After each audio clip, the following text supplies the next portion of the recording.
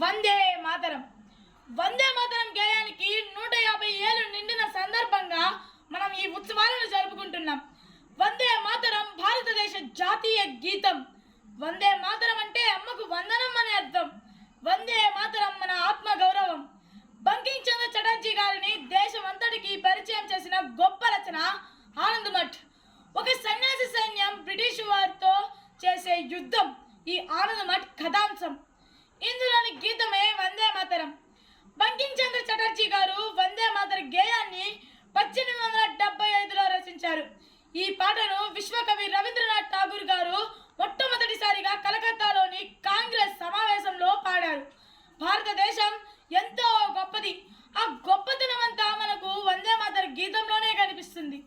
వందే మాతరం ప్రేరణనిస్తుంది, ప్రేరేపిస్తుంది, ఐక్యతా భావాన్ని కలగజేస్తుంది, దేశభక్తిని నింపుతుంది. ఈ పదంలో ఎంతో శక్తి ఉంది. స్వాతంత్ర్య ఉద్యమానికి ఈ గీతం ఎంతో స్ఫూర్తినిచ్చింది. సామాన్యులను సమర యోధులుగా మార్చింది. భారతదేశ గొప్పతనాన్ని, కీర్తిని, ప్రకృతి అందాల్ని, ప్రజల యొక్క శక్తిని చాటుతూ ఈ పాట అప్పట్లో బ్రిటిష్ నాయకుల గుండెల్లో భయం పుట్టేలా చేసింది.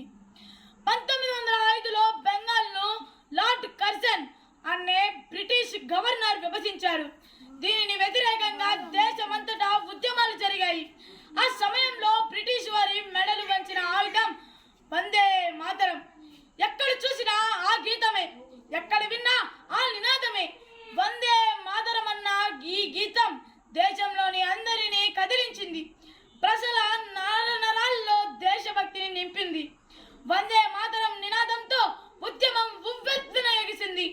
ఒక అక్షరం 1,00,000 మెదళ్లను కదిలిస్తుందంటారు. అలా వందే మాతరం ఉద్యమం లక్షల మంది భారతీయులను ఉద్యమంలో పాల్గొనేలా చేసింది. వందే మాతరం అన్న మాట వింటే చాలు బ్రిటిష్ వారు వణికిపోయేవారు.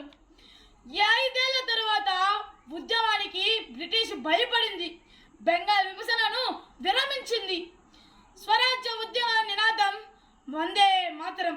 ప్రతి స్వతంత్ర వీరుడు ఉద్యమం నుండి ఉరికంబం మీద మరణం వరకు గర్వంగా వందే మాతరం అని నినదిస్తాడు.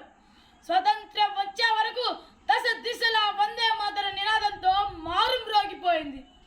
ఆనాడు బ్రిటిష్ వారు 1000 ఫిరంగులు ఎక్కి పెడితే మన భారతీయులు వందే మాతరం నినాదంతో ఆ 1000 ఫిరంగులు మించిన భయాన్ని బ్రిటిష్ వారికి పుట్టించారు.